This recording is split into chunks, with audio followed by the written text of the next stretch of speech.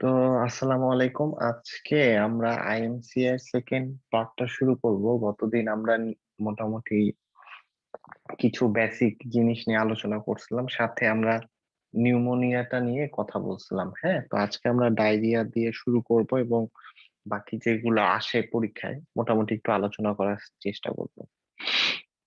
তো প্রথমেই হচ্ছে ডায়রিয়া বলতে তোমরা সবাই যেটা বুঝো যে ফ্রিকুয়েন্টলি পাসিং লুজ স্টুল। ঠিক আছে, ফ্রিকোয়েন্সি বাড়তে পারে অথবা স্টুলের যে আমার কনসিস্টেন্সি আছে এটা চেঞ্জ হলেও এটাকে কিন্তু আমরা ডায়রিয়া হিসেবে ডিফাইন করতে পারি। হ্যাঁ, তাহলে এই ডায়রিয়াটাকে আবার তিন ভাগে ভাগ করা যায় বাচ্চাদের ক্ষেত্রে। তো এখানে লেখা আছে, দেখো, অ্যাকিউট ওয়াটারি ডায়রিয়া, ডিসেন্ট্রি আর একটা হচ্ছে পারসিস্টেন্ট ডায়রিয়া। তিনটা বলছে, তিনটা জিনিসটা গিয়ে এটা একটু বুঝতে হবে। অ্যাকিউট ওয়াটারি ডায়রিয়া মানে হচ্ছে যেখানে কনসিস্টেন্সিটা ওয়াটারি হবে এবং এটা লেস দেন 14 ডেজ এবং কোনো ব্লাড নাই। যদি ব্লাড থাকে তাহলে সেটা ডিসেন্ট্রি।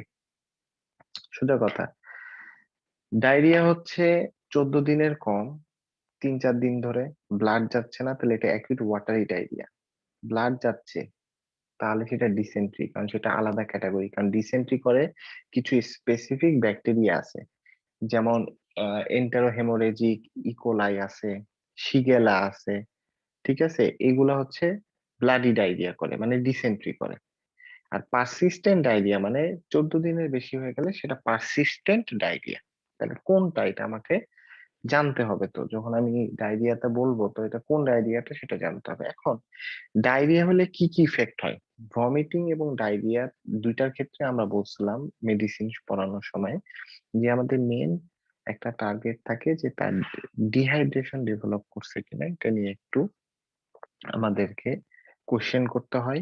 এক্সামিনেশনে আমাদেরকে খেয়াল করতে হবে যে ডিহাইড্রেশনটা ডেভেলপ করছে কিনা। তাহলে সাইন্স অফ ডিহাইড্রেশন অবশ্যই অবশ্যই তোমাকে অ্যাসেস করতে হবে যে is there any sign of dehydration present or not. Question করতে হবে how long the diarrhoea is, কারণ এটা কি পারসিস্টেন্ট নাকি অ্যাকিউট, আর ব্লাড আছে কিনা, এটা দিয়ে কি অ্যাকিউট ওয়াটারই নাকি এটা হচ্ছে ডিসেন্ট্রি। তাহলে এই জিনিসগুলো যেন আমরা মিস না করি। হুম, তাহলে ডিহাইড্রেশন, এখন যে আমরা বলতেছি ডিহাইড্রেশন দেখবো বাচ্চার বাচ্চার ক্ষেত্রে ডিহাইড্রেশন কিভাবে দেখবা? হ্যাঁ, ব্লাড প্রেশার মাপতে পারো, তুমি পালস বলতে পারো, কিন্তু in the case of children it is very difficult to measure the blood pressure for small kid. Okay, এবং পালসটা দেখাটাও খুবই ডিফিকাল্ট। তো আমরা অন্যান্য কিছু মানে ক্লিনিক্যাল সাইন আছে যেটা দিয়ে কিন্তু আমরা ডিহাইড্রেশন বাচ্চাদের ক্ষেত্রে বুঝতে পারি। একটা হচ্ছে বাচ্চার জেনারেল কন্ডিশন। বাচ্চা যদি ডিহাইড্রেটেড হয় তাহলে সে কি হবে? থার্স্টি ফিল করবে। থার্স্টি ফিল করলে সে কি হবে? খেতে যাবে, ঘন ঘন খেতে যাবে। যখন সে সিভিয়ার মানে একটা মডারেট ডিহাইড্রেশনে চলে আসবে, সে কিন্তু আস্তে আস্তে কি হবে জানো? তার সামনে তুমি যদি খেতে দাও, সে হাত বাড়ায় ধরে ওটা খেয়ে ফেলবে। মানে যদি বাচ্চাটা 2 বছরের বড় হয়, মানে পানি দিলে পানিটা সে টান দিবে, আস্তে করে নিজের দিকে টান দিবে। আর যদি সিভিয়ার ডিহাইড্রেশন হয়ে যায়, বাচ্চাটা এতটাই লেথার্জিক হয়ে যাবে, ফ্লপি হয়ে যাবে, তুমি ওর সামনে দিলে ওটা যে ধরে এনে সে খাওয়াচ্ছি, তার খাওয়ার ইচ্ছা আছে মনে, কিন্তু যে ওটা নিজের দিকে টেনে এনে খাবে ওই শক্তিটা তার নেই। তাহলে এই জিনিসটা এখানে লেগছে যে ডায়রিয়া পেশেন্ট যদি তুমি ডিহাইড্রেশন দেখতে চাও, আনকনসিয়াস কি লেথার্জিক বা রেস্টলেস ইরিটেবল কিনা এটা খেয়াল করার চেষ্টা করো। সানকেন আইস, চোখ দেখতে হবে। যখন আমাদের ডিহাইড্রেশন হয় চোখটা যেন আমাদের অক্ষি কোটর আছে ওটার ভেতরে ঢুকে যায় একদম, মনে হয় দেখবা। আমরা বড়দের ক্ষেত্রে বলি যে তোমার চোখ মুখ একদম ঢুকে গেছে, অসুস্থ নাকি। তাহলে ডিহাইড্রেটেড চাইল্ডের কি হয়? এটা সানকেন মনে হয়। এটাই বলছে সানকেন আইস আছে কিনা, এটা জিজ্ঞেস করবা। এখন এটা তো তুমি বুঝবা না, তুমি বাচ্চাটাকে প্রথম দেখতেছো ওই দিন, তুমি মাকে জিজ্ঞেস করবা যে আচ্ছা বাচ্চার চোখে কি কোনো আপনি পরিবর্তন দেখতেছেন? বলবে হ্যাঁ, আমার বাচ্চা আগে কত ভালো খাইতো, এখন চোখগুলো একদম ভেতরে ঢুকে গেছে। এটা একটা ব্যাপার। আর child reaction when offer to a drink, যেটা আমি ব্যাখ্যা করছি। ঠিক আছে, আচ্ছা, তাহলে এইখানেও সেম আমাদের যে আমরা 3টা ক্যাটাগরিতে ভাগ করব, severe dehydration, some dehydration, no dehydration. আমরা নিউমোনিয়াতে ভাগ করছিলাম ভেরি সিভিয়ার ডিজিজ অথবা severe pneumonia, pneumonia, no pneumonia. আর ডিহাইড্রেশন হচ্ছে severe dehydration, some dehydration, no dehydration. Severe, some, no. তাহলে সিভিয়ার কখন? আমি আগেই বলছি, কোনো জেনারেল ডেঞ্জার সাইন থাকলেই সেটা সিভিয়ার। ঠিক আছে, তাহলে জেনারেল ডেঞ্জার সাইন দেখো এখানে লেখা আছে যে জেনারেল ডেঞ্জার সাইন থাকলে তো সিভিয়ারে যাবে, এছাড়া আর কি আছে? Two or more of the following sign. একটা হচ্ছে যদি সানকেন আইস পাও। Next, not able to drink or drinking properly. Drinking properly means able to suck but not able to swallow. তার মানে কি, তুমি ওকে দিচ্ছ, ও খেতেই পারতেছে না, ও এতটাই লেথার্জিক হয়ে গেছে, unconscious, lethargic, unconscious, not able to drink or feed. Next হচ্ছে সানকেন আইস। আর লাস্ট হচ্ছে স্কিন পিঞ্চ গোজ ভেরি স্লোলি। স্কিন পিঞ্চ কোথায় করতে হয় এটা জানতে হবে। ধরো এটা যদি একে দেখাই, একটা সেকেন্ড।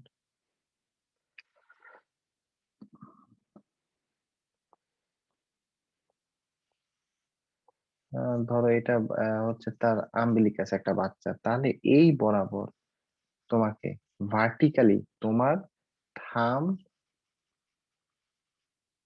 এবং ইন্ডেক্স ফিঙ্গার দিয়ে, দুই ফিঙ্গার দিয়ে স্কিনটাকে উপরে উঠায় তুমি ছেড়ে দিবা। যদি এটা সাথে সাথে চলে যাওয়ার কথা, আমাদের স্কিন যদি এইভাবে ভার্টিক্যালি উঠায় তুমি আবার ছেড়ে দাও, দেখবা যে একদম সাথে সাথে চলে যাবে। এবং উঠানোর সময় শুধু স্কিন উঠাবা না, কিন্তু স্কিন উঠাবা না, স্কিনের সাথে কিছু ফ্যাটও উঠাবা, তাহলে ব্যথা পাবে না। আর যদি শুধু স্কিন নখ দিয়ে পিঞ্চ করে উঠাতে হয় তো ব্যথা পাবে। আসলে স্কিন পিঞ্চ বলতে স্কিন এবং সাবকিউটেনিয়াস ফ্যাটটাকে বোঝায়। উঠায় তুমি ছেড়ে দিলে সাথে সাথে এটা চলে যাওয়ার কথা। তাহলে স্কিন পিঞ্চ হচ্ছে কি, গোজ ব্ল্যাক ভেরি স্লোলি, মানে যখন দেখবা যে 2-3 সেকেন্ড সময় লাগতেছে, যখন ডিহাইড্রেটেড হয়ে যায়, দেখবা বয়স্ক মানুষ যে স্কিন গুলা তুমি উঠাইলে আস্তে আস্তে ব্যাক করে, মানে স্কিন গুলা কেন ফ্ল্যাপি হয়ে গেছে, এরকম হয়ে যাবে। ঠিক আছে, তো এটা এই জায়গায় দেখা, আম্বিলিকাসের পাশে ভার্টিক্যালি, নট ট্রান্সভার্সলি দেখবা। ঠিক আছে, নেক্সট হচ্ছে সাম। সামের ক্ষেত্রে ওই সাইন গুলা কম থাকবে। যেমন আমি আগে বলছি সানকেনাইজ থাকতে পারে, দুইটা থাকতে হবে, তো সানকেনাইজ দুই জায়গায় কমন। এখানে দেখো ড্রিঙ্কস ইগারলি এবং থার্স্টি, আমি বলছি তুমি যদি সামনে দাও সে হাত বাড়ায় খেতে পারবে, তোর এত ডিহাইড্রেশন হয় না যে সে লেথার্জিক, আনকনসিয়াস, যে তার সামনে ফ্লুইড থাকলেও সে পিপাসিত, খেতেই পারতেছেন, অতটুকু শক্তিও নাই, সে এতই ডিহাইড্রেটেড। তাহলে এখানে হবে ড্রিঙ্কস ইগারলি, থার্স্টি সে।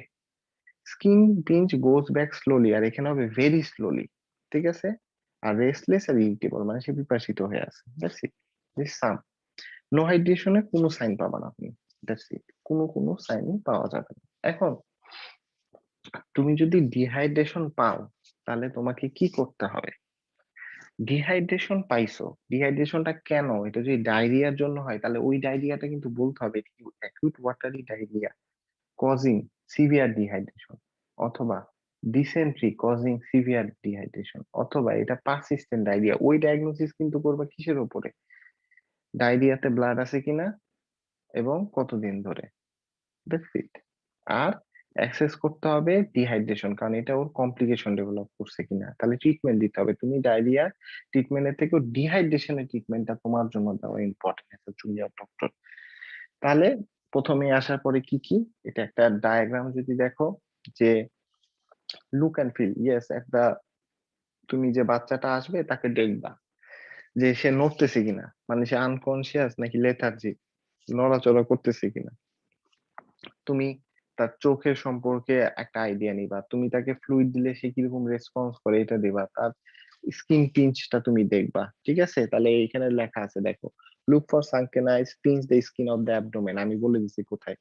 ইউজুয়ালি হচ্ছে 2 সেকেন্ডের বেশি হলে ভেরি স্লোলি, আর স্লোলি হচ্ছে 1 সেকেন্ড, এমনি নর্মালে সাথে সাথে চলে যাবে। ঠিক আছে, এটা হচ্ছে নর্মাল মানুষের ক্ষেত্রে। এখন তুমি এটার উপরে কি করলা, ক্লাসিফাই করলা। ঠিক আছে, ভালো কথা, ক্লাসিফাই করলা সিভিয়ার, সাম, নো ডিহাইড্রেশন। এখন তুমি ট্রিটমেন্ট দিবা। ট্রিটমেন্ট হচ্ছে 3টা। এগেন, রেড হলে কি করতে হবে? আমাকে রেফার আর্জেন্টলি। কথা আমি বারবার যেটা বলি, যে কথা খুবই সিম্পল, মেডিসিনে পড়া হচ্ছে খুবই ইজি, মুখস্থ করলে ভুলে যাবা। Refer urgent two hospital with mother giving কি frequent sips of ORS on the way and advise mother how to keep the infant warm on the way to the hospital. ভালোভাবে এটা বুঝো। ১ নাম্বার, যে বাচ্চাটাকে তুমি রেফার করে দিবা, এখন রেফার করে দিবা সিভিয়ার ডিহাইড্রেশন। তুমি রেফার করে দিবা, ধরো তুমি বলতেছো যে আপনি নারায়ণগঞ্জ থেকে ঢাকা চলে যান। তো যাইতে তো ৩ ঘন্টা লাগবে। সিভিয়ার ডিহাইড্রেশনের বাচ্চা, তুমি যদি কিছু না বলো, না ট্রিটমেন্ট দাও, সে তো রাস্তায় মারা যেতে পারে। দায়িত্ব কার? তোমার। তাহলে পাঠাও, রেফার করো, কিন্তু কিছু জিনিস বলে দাও। তাহলে তুমি বলবা যে আপনি বাচ্চাটাকে দ্রুত এখানে রেফার করে দিচ্ছি, ওখানে নিয়ে যান। আর রাস্তায় যাওয়ার সময় ঘন ঘন তাকে অল্প অল্প করে ফ্লুইড দিতে থাকেন, ফ্রিকোয়েন্সি দিতেই থাকেন, অল্প অল্প করে দিতে থাকেন কিছুক্ষণ পর পর। এবং আরেকটা জিনিস, বাচ্চাটাকে গরম রাখতে হবে। কেন? ঠান্ডা লাগলে তখন কি হয়, আরো আমাদের দেহে যে ওয়াটার আছে, ওয়াটারটা মানে হিট প্রডিউস করতে চাই। সো আমাদের ওই ওয়াটারটা যে আমাদের সার্কুলেশনে থাকার কথা, সে থাকতে পারবে না, এবং হাইপোথার্মিয়া ডেভেলপ করবে বাচ্চারা, আরেকটা কমপ্লিকেশন হবে। সো ওয়ার্ম রাখতে বলতে হবে। অথবা তুমি যদি দেখো যে তোমার ওখানে ফ্লুইড দেওয়ার ব্যবস্থা আছে, আইভি রুটে ফ্লুইড দেওয়ার ব্যবস্থা আছে, তাহলে তুমি তাকে give fluid for severe dehydration. কিভাবে দিতে হবে? আইভি দিতে হবে। এটা মনে রাখবা, এইখানে দিতে হবে আইভি ফ্লুইড। আইভি ট্রিটমেন্ট হচ্ছে আইভি ফ্লুইড, কিন্তু তুমি যদি রেফার করো ওই রাস্তাতে তুমি আইভি তো আর দিতে পারবে না, তখন তুমি আইভি দিতে পারলে আইভি একটা লাগাই দাও, অথবা মুখে ওআরএস খাওয়ার উপদেশ দিয়ে তাকে পাঠাই দাও। ঠিক আছে? আর যদি বাচ্চা ২ বছরের কম হয় বা ৬ মাসের কম হয়, তাহলে তো তাকে ফ্লুইড দিতে পারবা না, তাকে ব্রেস্ট ফিডিং এর অ্যাডভাইস দিবা। যে যদি পানি না খেতে চায়, তাকে ব্রেস্ট ফিডিং করে, দ্যাটস ইট। সিম্পল জিনিস। সাম ডিহাইড্রেশন মানে এত সিভিয়ার হয় নাই, তাহলে আমাকে কি এখানে রেফার তুমি আর্জেন্টলি করতেও পারো, নাও করতে পারো। এখানে কি করতে হবে এটা দেখো। Give fluid for some dehydration, এই ফ্লুইডটা হবে হচ্ছে তোমার মেনলি ওআরএস, কারণ এই বাচ্চা খেতে পারে মুখে, তুমি তাকে ওআরএস দিবা। ওরাল রিহাইড্রেশন সলিউশন আসলে, ঠিক আছে, ওইটা আসলে ওআরএস বলে, ওরাল রিহাইড্রেশন সল্ট। এটাকে যখন আমরা ডাইলিউট করি, পানি দিয়ে আমরা তৈরি করি, তখন ওরাল রিহাইড্রেশন সলিউশন হয়। If infant has any severe classification, ভালোভাবে বুঝে, এখানে ভুল করো না, তার সাম ডিহাইড্রেশন কিন্তু দেখা গেল তার অন্য কোনো সিভিয়ার ডিজিজ আছে, তখন রেফার করবা। আর যদি শুধু সাম ডিহাইড্রেশন হয়, রেফার করার কোনো দরকার নাই।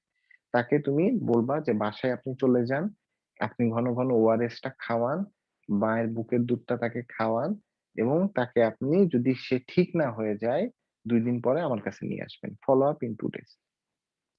No dehydration, give fluids to treat diarrhoea at home, বাসায় চলে যান, এখানে বাসায় চলে যাবে, ব্রেস্ট ফিডিং হলে ব্রেস্ট ফিডিং কন্টিনিউ করবে, ফলো আপ ইন 2 days, যদি ইমপ্রুভ না করে, দ্যাটস ইট, আর কিছু না। উম, এইখানে দেখো,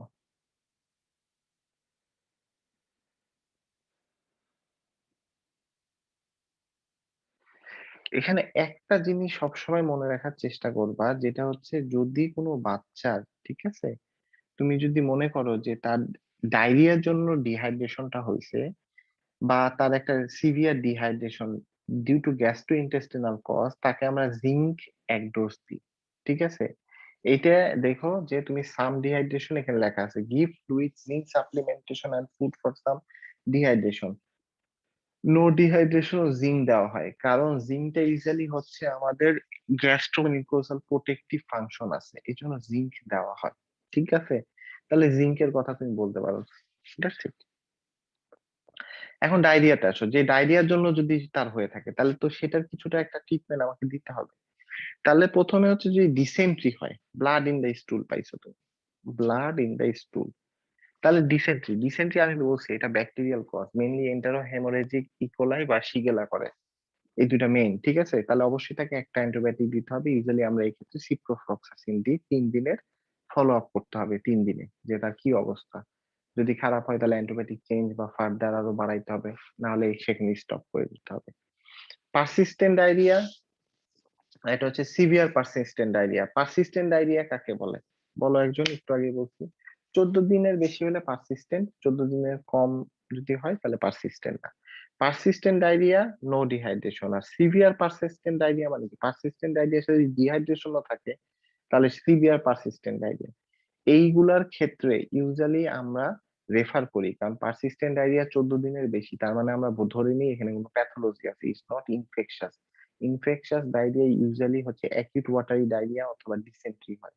সিভিয়ার পারসিস্টেন্ট ডায়রিয়া তার মানে এখানে কোনো প্যাথোলজি আছে বা ম্যালনিউট্রিশন বা কোনো একটা সমস্যা আছে। দ্যাটস ওয়াই এখানে আমরা অনেকগুলা জিনিস করার আমার দরকার হয়। যদি সিভিয়ার পারসিস্টেন্ট হয়, ডিহাইড্রেশন ট্রিট করে রেফার করে দাও হসপিটালে। যদি পারসিস্টেন্ট ডায়রিয়া কিন্তু ডিহাইড্রেশন নাই, তাহলে একটু সুস্থ, তুমি তাকে কিছু মানে সাপ্লিমেন্ট দাও, vitamin A, multivitamins, minerals, zinc, এগুলো সবকিছু দাও, ফলো আপ করো আবার 5 দিন পরে।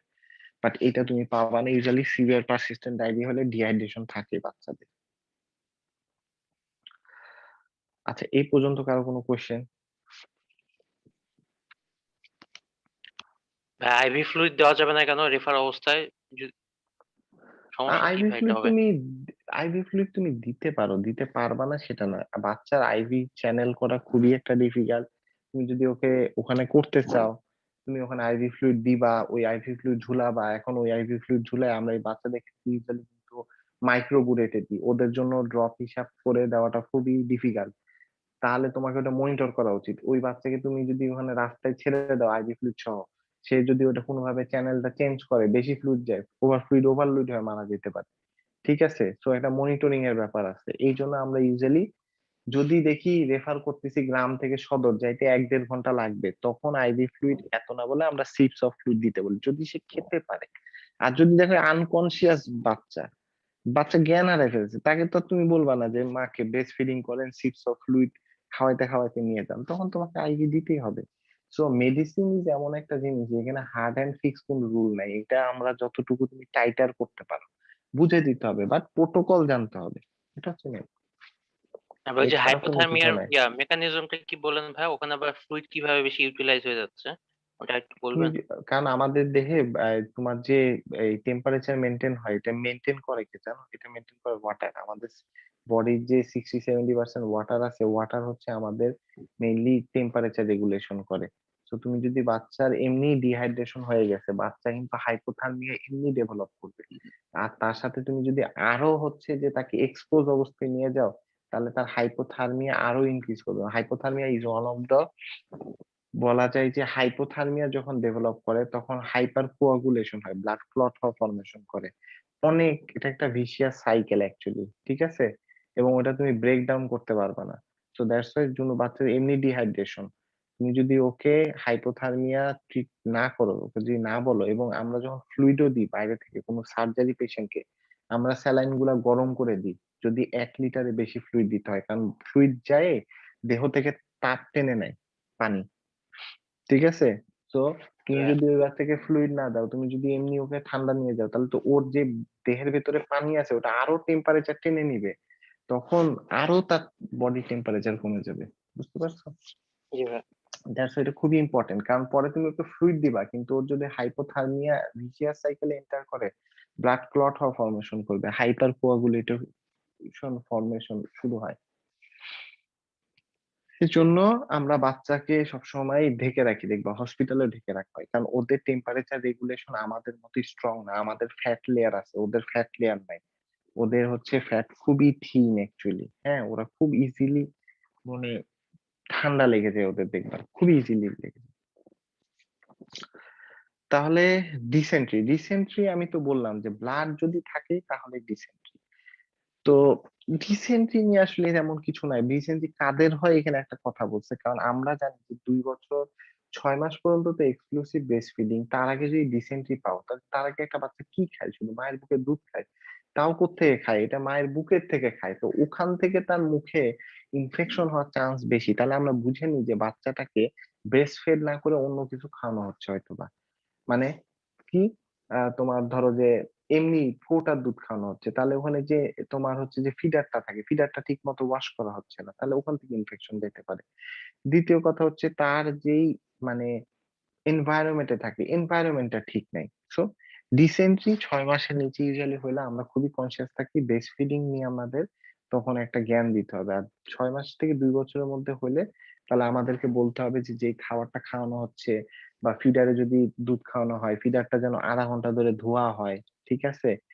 এই হাইজিন গুলা নিয়ে তোমাকে কিছু মানে জ্ঞান দিতে হবে। নেক্সট হচ্ছে চাইল্ড উইথ ফিভার। তাহলে ডিহাইড্রেশন নিয়ে মোটামুটি এতটুকু। ডিহাইড্রেশনের ট্রিটমেন্ট অত ওআরএস হচ্ছে এত কিছু লাগবে না, বাট তোমাদের বইয়ে একটা ট্রিটমেন্ট লেখা আছে, যদি তোমাদের বলে জানতে তাহলে জেনে, বাট দরকার নেই। বাট ডিহাইড্রেশনে তোমাকে মেইনলি কয়েকটা জিনিস, সরি ডায়রিয়াতে কয়েকটা জিনিস অ্যাসেস করতে হবে। এক নাম্বার হচ্ছে এটা কি ধরনের ডায়রিয়া এবং হচ্ছে তার ডিহাইড্রেশন ডেভেলপ করছে কি করে নাই। তো ডিহাইড্রেশন দেখার জন্য তুমি এখানে বিপি, বাচ্চাদের বিপি কাফ আমাদের মেডিকেলে ছিল, তোমাদের মেডিকেলে থাকার কথা, খুবই ছোট কাফ। ওদের জন্য বিপির হচ্ছে যে বয়স অনুযায়ী সিস্টোলিক ডায়াস্টোলিক প্রেসারের একটা চার্টও আছে। তো ওটা খুবই ডিফিকাল্ট, তুমি ওইটা মাপবা, মাপায় এক ঝামেলা, বাচ্চা হাত পা নড়ায়, তারপর হচ্ছে ওটা মেপে আবার চারটে বসাও, অনেক ঝামেলা, এবং ওটা তো রিলেভেন্ট আমরা ধরিও না। দ্যাটস ওয়াই আমরা কিন্তু এখানে আইটা দেখি, জিহ্বাটা দেখতে পারো যদি বাচ্চা একটু বড় হয়, যে ড্রাই কোটেড টাং আছে কিনা। তবে খুবই ইম্পর্টেন্ট হচ্ছে তুমি স্কিন পিঞ্চ দেখছো কিনা, আর বাচ্চাকে তুমি অফার করলে, ফ্লুইড অফার করলে তার রেসপন্সটা কিনা, সে কি আনকনসিয়াস নাকি লেথার্জিক নাকি রেস্টলেস ইরিটেবল, খুবই থার্স্টি, দেওয়ার সাথে সাথে টাইনে খেয়ে ফেলতেছে, এরকম, ঠিক আছে? এই জিনিসটা তোমার জানতে হবে। তারপর তুমি ক্লাসিফিকেশন করলে ট্রিটমেন্ট ইজি। রেড মানে রেফারেল, ইয়েলো মানে হচ্ছে অবজারভেশন, আর গ্রিন মানে হোমে যাবে কিন্তু অ্যাডভাইস দিব। যদি মানে ইয়েলো এবং রেড এর দিকে চলে আসে তাহলে যেন আমার কাছে চলে আসবে, দ্যাটস ইট। এটাই মেন। এটা আমরা কোনো কিছু ডায়াগনোসিস করতেছি না, আমরা খালি বলতেছি এটা ডিসেন্ট্রি, এটা ডায়রিয়া, এটা পারসিস্টেন্ট ডায়রিয়া। কিন্তু কি ধরনের ডায়রিয়া, এটা কি স্যালমোনেলা না এটা শিগেলা নাকি এটা ইকোলাই, কিচ্ছু করা হচ্ছে না। কারণ যদি ও টারশিয়ারি হসপিটালে যাবে তখন ওই ইনভেস্টিগেশন গুলো হবে, ওর ব্লাড টেস্ট করবে, ওর স্টুল টেস্ট করবে, ওর অমুক করবে, ওর একটা আল্ট্রাসাউন্ড করতে পারে। তাহলে তোমরা এই জিনিসটা বুঝো, আইএনসিআই হচ্ছে কিন্তু একটা মানে হেলথ কেয়ার প্রোভাইডার। এটা পড়ে তোমার কাছে কি মনে হয় এটা পড়ে যে যে ডাক্তার না সেও ট্রিটমেন্ট দিতে পারবে? সেও দিতে পারবে, এটা কিছুই না আসলে, জাস্ট একটা প্রোটোকল, সিম্পল একটা জিনিস। এই জন্য এটা কিন্তু ডাক্তার বাদেও এটা নার্স, স্টাফ, কমিউনিটি ক্লিনিকে যারা কাজ করে ওরা এটা ফলো করে। এটা একটা সিম্পল গাইডলাইন, যেন কোনো শিশুই ডায়রিয়াতে মারা না যায়, কোনো বাচ্চাই যেন নিউমোনিয়াতে না পাওয়া যায়, তাদের যেন রেফারেল হয়। এবার সব বাচ্চা রেফার করে দিলে তো আর হবে না, যেন যেগুলা রেফার করা না সেগুলা যেন ট্রিটমেন্ট দিয়ে তারা কমিউনিটি ছেড়ে দেয়, আবার যদি ঠিক না হয় তারা যেন রেফার করে দেয়। এই যে একটা পাথওয়ে, এটার জন্য যেন ডাক্তারদের উপর প্রেশারটা কমে যায়, ঠিক আছে? তাহলে এখন আসো ফিভার। ফিভার হচ্ছে খুবই ইম্পর্টেন্ট একটা মানে কমপ্লেন। ফিভার অনেক কিছুতে হয়। তো ফিভারটা নিয়ে আমরা সব সময় বেশি কনসিয়াস থাকি, কারণ ফিভার মানেই বাচ্চাদের ক্ষেত্রে রুল আউট করতে হবে যে নিউমোনিয়া কিনা। যদি রেসপিরেটরি ট্র্যাক্টের কোনো একটা কমপ্লেন, মানে কাফ, ফাস্ট ব্রিদিং কিছু একটা যদি থাকে সাথে, তাহলে নিউমোনিয়ার দিকে চলে যাবে। ফিভারের সাথে যদি নেক স্টিফনেস থাকে, হ্যাঁ, বাচ্চা তো আর বলবে না আমার নেক স্টিফনেস, তাহলে কিভাবে বুঝবা বলো তো যে বাচ্চার স্টিফ নেক আছে কিনা? ভাই একদিকে ইয়া ঘাড় কাত করে রাখতে পারে। কিচ্ছু করবে না, তুমি যদি বাচ্চার ঘাড় হাত দিয়ে ধরে তার থুতনিটা তার চেস্টের সাথে লাগানোর চেষ্টা করো, সে কান কেঁদে উঠবে, তখন বুঝবা তার নেক স্টিফনেস আছে, ঠিক আছে? ও তো কিছুই বুঝবে না, ঠিক আছে? আর এখানে লেখছে আস্কিং দা চাইল্ড, তো আস্ক করলে তো বাচ্চা করবে না, বাচ্চা তো ছোট, বাচ্চা তো বুঝেই না। তোমাকে করতে হবে, কিন্তু আস্তে করে করে আবার মানে ব্যথা দিও না, হ্যাঁ? অথবা মাকে প্রশ্ন করবা যে আজকাল কি বাচ্চা কি মানে আপনার নড়াচড়া করলে বা কোলে নিলে সে কি কান্নাকাটি করে? কারণ কোলে নিলে তাকে ঝাঁকানো হয়, তখন সে নেকটা মানে চেঞ্জ হয়, এমনি সময় সে দেখবা যে তার কমফোর্টেবল পজিশনে থাকবে। তো এটা জিজ্ঞেস করতে হবে, এবং এটা তুমি মানে নিজেও করার ট্রাই করবা। Trying to touch the upper part of the anterior chest wall with চিন। আচ্ছা, রানি নোজ আছে কিনা, মিজেলস আছে কিনা। মিজেলস এর জন্য কি দেখবা? র্যাশ দেখবা, র্যাশ। তো মেনিনজাইটিসেও র্যাশ হয়, মিজেলসেও র্যাশ হয়, ঠিক আছে? তো এটা একটু খেয়াল করো। কিন্তু মেজেলসে আবার নেক স্টিফনেস ওগুলো এত পাবা না, নেক স্টিফনেস হবে না, কিচ্ছু হবে না। এখন আসো ফিভারের ক্লাসিফিকেশন।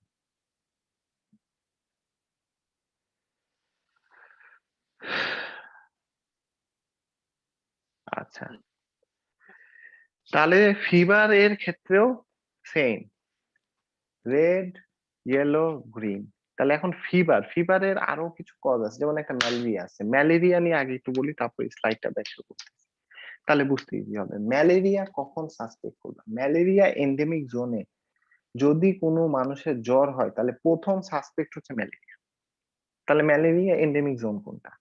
ম্যালেরিয়া এন্ডেমিক জোন হচ্ছে চট্টগ্রাম, পার্বত্য চট্টগ্রাম, খাগড়াছড়ি, রাঙামাটি, বান্দরবান, কক্সবাজার, ওইদিকে যা আছে ওটা হচ্ছে ম্যালেরিয়া এন্ডেমিক জোন।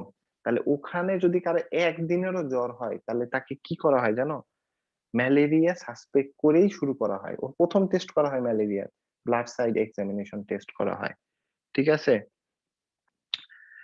এছাড়া অন্যান্য এলাকায় তুমি যদি যাও, ধরো যে ঢাকাতে তোমার একটা মানুষের জ্বর হইলো, আমরা ম্যালেরিয়া সাসপেক্ট করি কিছুদিন পরে, 4-5 দিন পরে ম্যালেরিয়া হইতে পারে। আবার তাও জিজ্ঞেস করি তার ট্রাভেল হিস্ট্রি আছে কিনা, বা সে গেছিল কিনা। আমরা এখানে আগে ডেঙ্গু সাসপেক্ট করি, ডেঙ্গু না হলে একটা কমন কোল্ড সাসপেক্ট করি, এখন চিকুনগুনিয়া সাসপেক্ট করতে পারো, তারপর কোভিড সাসপেক্ট করতে পারো, আমরা ম্যালেরিয়া সাসপেক্ট করি না।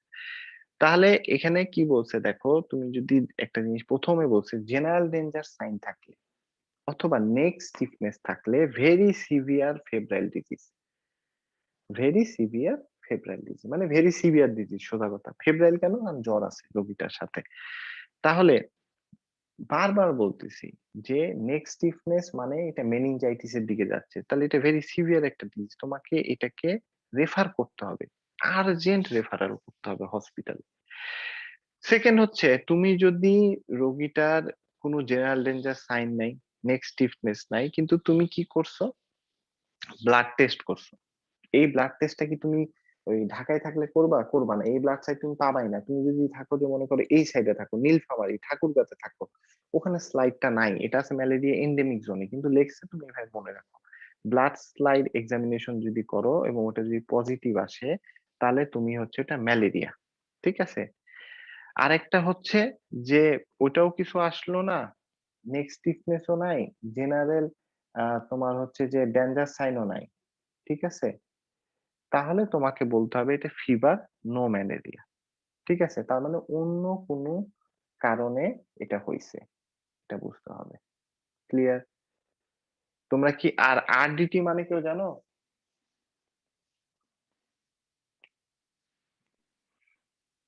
এখানে যে লেখা আছে এটা হচ্ছে র্যাপিড ডায়াগনস্টিক টেস্ট। লিখে দেখো, হ্যাঁ, র্যাপিড ডায়াগনস্টিক টেস্ট। এটা একটা টেস্ট কিটের মতো পাওয়া যায়, প্রেগন্যান্সি কিটের মতো এরকম একটা কিট আছে, হ্যাঁ, খালি ব্লাডটা ঢাললেই ও একটা রেজাল্ট দিয়ে দেয়। খুবই ব্লাড সাইড এক্সামিনেশন খুবই ইজি, দ্রুত করা যায়। এই পর্যন্ত কারো কোনো কোশ্চেন? বিএসসি দিয়ে কি বোঝাচ্ছে ভাই? Blood slide examination, blood slide examination. ভাইয়া মেনিনজাইটিসের একটা কি ব্যাপার মানে বললেন, আমার একটু মানে কথাটা কেটে গেছে, আমি বুঝতে পারিনি। কোন কথাটা বলো? আমি বলছি যদি স্টিফ নেক পাও বা যে কোনো জেনারেল ডেঞ্জার সাইন পাও, তাহলে তুমি তাকে ভেরি সিভিয়ার ফেব্রাইল ডিজিজ বলবা। কিন্তু মেনিনজাইটিসের সাইন হচ্ছে one of the neck stiffness, এটা একটা ওয়ান অফ দ্য সাইন। এছাড়া তার র্যাশ পাইতে পারো বডিতে, র্যাশ আবার মিজেলসও পাওয়া যায়, কিন্তু র্যাশ তুমি মেনিনজাইটিসও পাবা। আর কি কি সাইন আছে? দুইটা সাইন আছে, কিন্তু বাচ্চাদের ক্ষেত্রে এগুলো এলিসিট করতে পারবা না, কার্নিক সাইন আর ব্রুজিনস্কি সাইন। ঠিক আছে? বাট নেক্সট স্টিফনেস পাইলেই তুমি সাইন অফ মেনিনজিজম পাইছো একটা। ঠিক আছে? তুমি বাচ্চাটাকে আর্জেন্ট রেফারেল করো, কারণ তুমি রিস্ক নিতে চাও না। কারণ মেনিনজাইটিস বাচ্চাদের ক্ষেত্রে যদি আর্জেন্টলি ট্রিটমেন্ট না করো, মেনিনজাইটিস ঠিক হয়ে যাবে, কিন্তু মেনিনজাইটিসে কিন্তু কিছু কমপ্লিকেশন আছে, বুঝছো? ব্রেনের উপরে ইফেক্ট আছে, দেখা যাবে ওর একটা ব্রেনের ফোকায় নষ্ট হয়ে গেছে, সে স্পিচ মানে তার কথা বলার সমস্যা, বা তার মুভমেন্টের সমস্যা, বা তার ধরো বিহেভিয়ারাল সমস্যা ডেভেলপ হতে পারে। এই জন্য আমরা খুবই কনসিয়াস থাকি, কারণ এটা ব্রেন ইনভলভ, বুঝছো? জি ভাইয়া। তাহলে এখানে আমরা চলে আসলাম সেম জিনিস। ওকে, এটা আমি বলে ফেলছি, কিচ্ছু নাই। এখন মিসেস, বলো আর কারো কোনো কোশ্চেন? খুবই সহজ জিনিস, এই জিনিস মানে কিছুই না, খালি জেনারেল ডেঞ্জার সাইনটা একজন বলো তো মুখস্থ করছিলা 4টা, ওটা না পারলে কিন্তু ফেল। মানে ফেল মানে কি, তোমাকে উঠাই দিতে পারে, তোমাকে বলতে পারে তুমি চলে যাও, বাসা চলে যাও, তোমার আসার দরকার নাই। ওটা যদি 4টা একটা না বলতে পারো, বুঝছো? কেউ বলতে পারবা 4টা? হ্যাঁ ভাইয়া, কনভালশন, তারপরে লিথার্জিক থাকবে, আর ওই যে ল্যাকটেশন নিতে পারবে না, আর একটা ভাইয়া বললেন যে ইয়া ভমিটিং। এভাবে বললেও ফেল হবে, কারণ তোমাকে এক্স্যাক্টলি বলতে হবে এটা। এটা যদি একটা ওয়ার্ডও চেঞ্জ করো তাহলে তোমার ফেল হয়ে যেতে পারে। এটা সিম্পল জিনিস, তুমি বাকি যত কিছু পারো এটা যদি বলতে না পারো তাহলে তুমি ফেল হয়ে যাবে। এই যে এটা দেখো, এই যে আবার দেখো, ভমিটস এভরিথিং। ঠিক আছে, ভমিট বললে হবে না, ভমিটস এভরিথিং, যা খাওয়ায় সবই ভমিট করে দেয়। এখন সে খাচ্ছে, একটু পরে একবার ভমিট করে, আবার 2 বেলা করে না, তাহলে ওটা কিন্তু general danger. Vomits everything, not able to drink or breastfeed, convulsion, the patient, বাচ্চার বাসায় থাকতে কনভালশন হয়েছে অথবা এখন তোমার সামনে কনভালশন হচ্ছে, লেথার্জিক অন আনকনসিয়াস। ক্লিয়ার? এটা আরেকবার পড়ো, পড়ো। এটা লাগবে লাগবে লাগবে, এটা ভুল করলে খুবই খুবই বিপদ হয়ে যাবে কিন্তু, আমি বলতেছি। ওকে, জি ভাইয়া। তাহলে আমরা মিজেলস।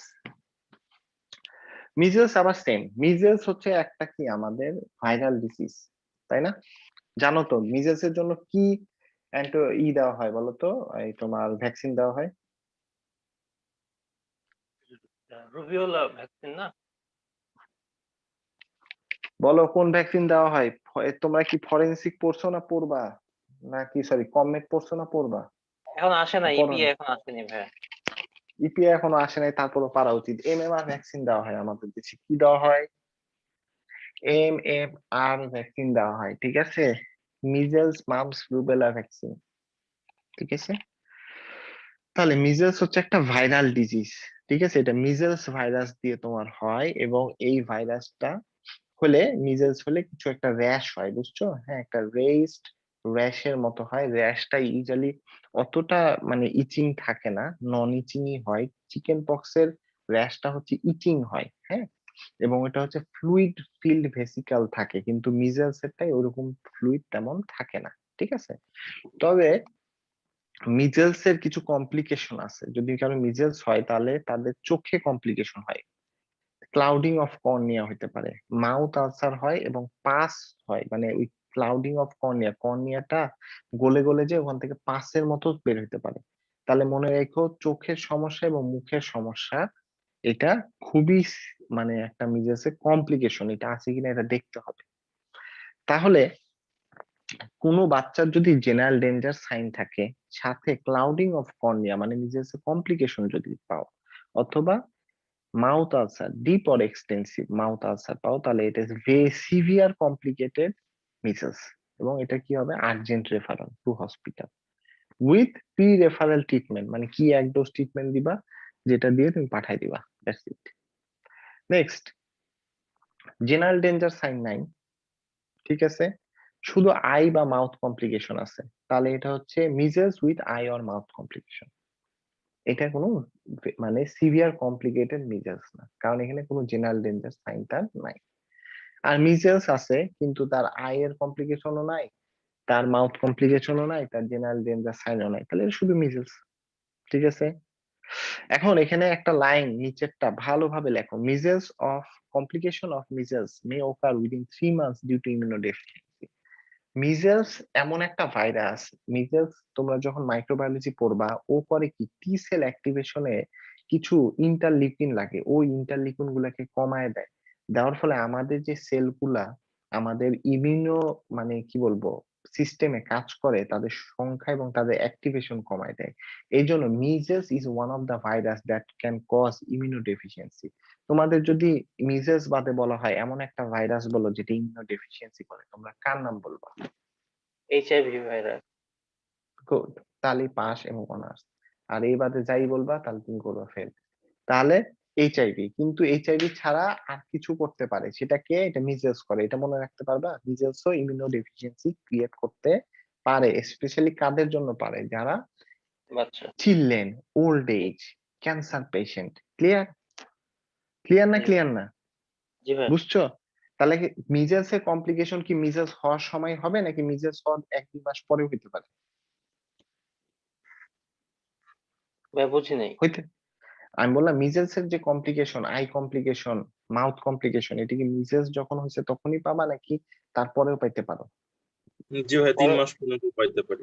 3 মাস পর্যন্ত পাইতে পারো। কেন পাইতে পারো? কারণ মিজেলস হলে ইমিউনো ডেফিসিয়েন্সি করে, তখন এই 3 মাসের মধ্যে তার এই সিমটম গুলা কি গ্রো করতে পারে।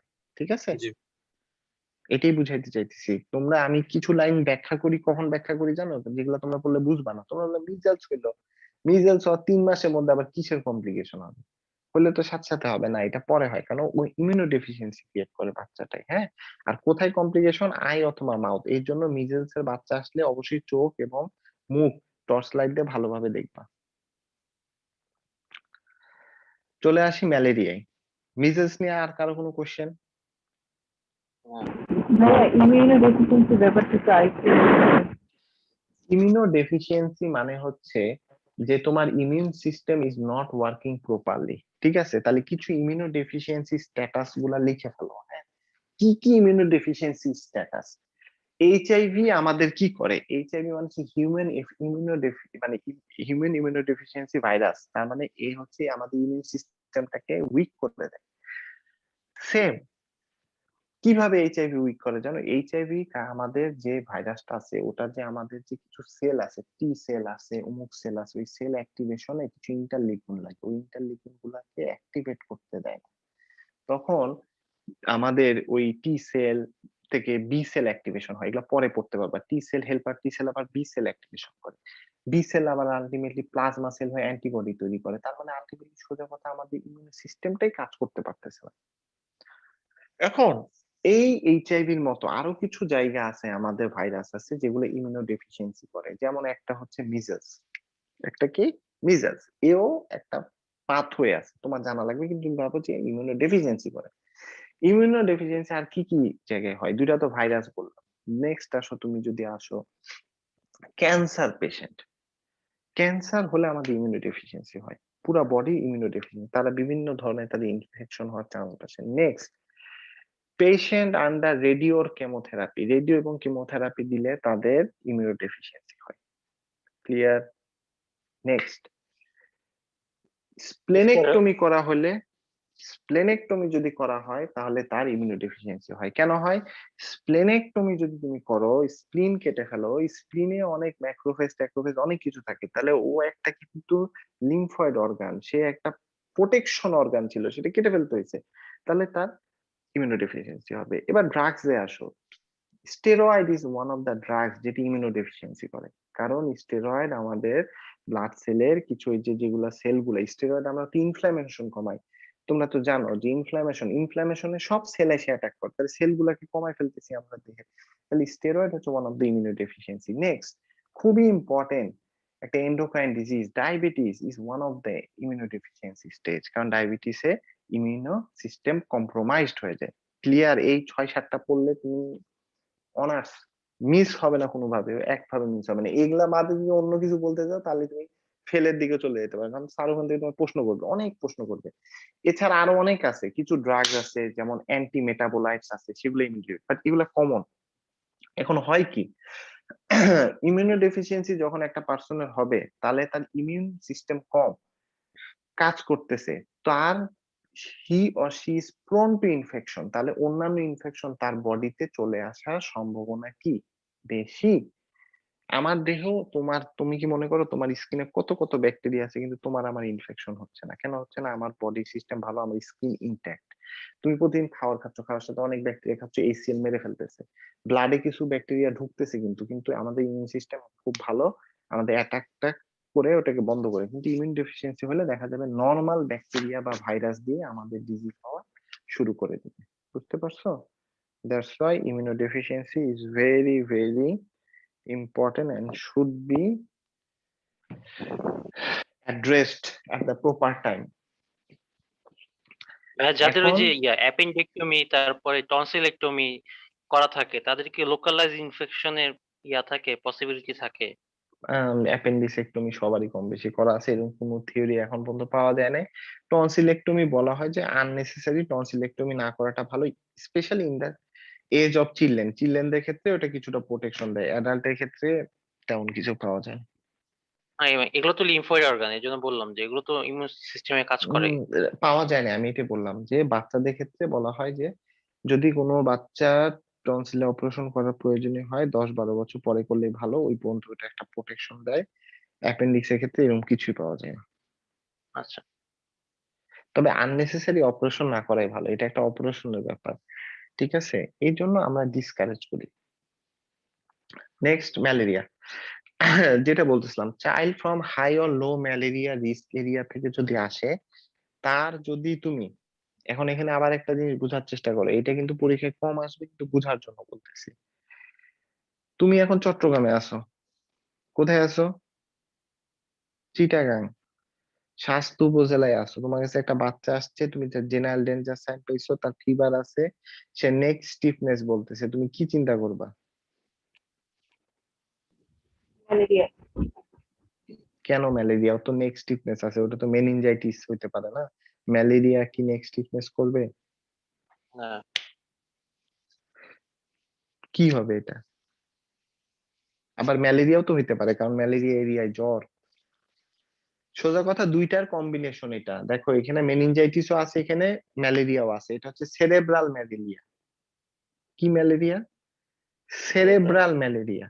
তাহলে কোনো ম্যালেরিয়া এন্ডেমিক জোনে যদি এমন একটা বাচ্চা পাও যার জেনারেল ডেঞ্জার সাইন আছে, সাথে স্টিফ নেক মানে মেনিনজাইটিসের সাইন পাচ্ছ, তাহলে এটাকে ধরে নিতে হবে এটা ম্যালেরিয়া ফিভার, কিন্তু এটা very severe malaria fever.